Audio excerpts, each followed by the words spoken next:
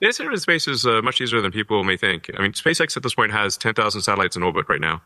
Um, and and in the future with Starship, we'll be launching over 10,000 communication satellites per year, each one of which is much more capable than our current satellites. So you can expect, probably 10 to 100 times more communications capability than currently exists from space. Um, but that will pale in comparison to the tonnage of AI satellites. So, I mean, it's always helpful to use the physics tools of thinking in the limit. If you think in the limit, what is the most amount of AI compute you could possibly bring to bear? And the way to access power that's far beyond anything on Earth is in space. So these are some humbling ways to maybe frame the problem and see how tiny we are.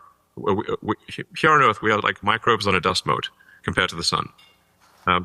So all of human civilization currently uses less than a trillionth of the energy of say the power emitted by the sun. Much less than a trillionth. All human energy, counted as generously as you could possibly imagine, is much less than a trillionth of the sun's energy. So that means if you were to increase the energy harnessed by 1,000,000, you would still be much less than 1,000,000th of the sun's energy harnessed.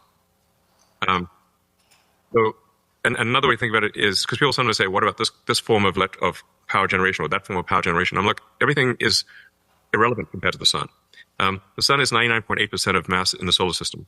If all mass that was not the sun was burnt, and you've extracted the absolute maximum amount of energy from all mass that is not the sun, the amount of energy produced by the sun would still round out to 100% of the energy produced in the solar system. And then if you somehow teleported two more Jupiters into our solar system and burnt them too, the sun would still be 100% of power, rounding up. So really, everything is just extremely tiny compared to the sun. Therefore, when you go to space, if you want to climb the Kardashev scale in any meaningful way whatsoever, you have to go to space. Our rough estimate is that you could probably do a terawatt a year of AI-powered, solar-powered AI satellites launched from Earth. That would require, let's say, something like 10 million tons a year of payload to orbit at 100 kilowatts per ton, and that would be a terawatt per year. The average power usage in the United States is half a terawatt. That would mean you'd be launching twice the amount of AI power than the entire electricity consumption in the United States.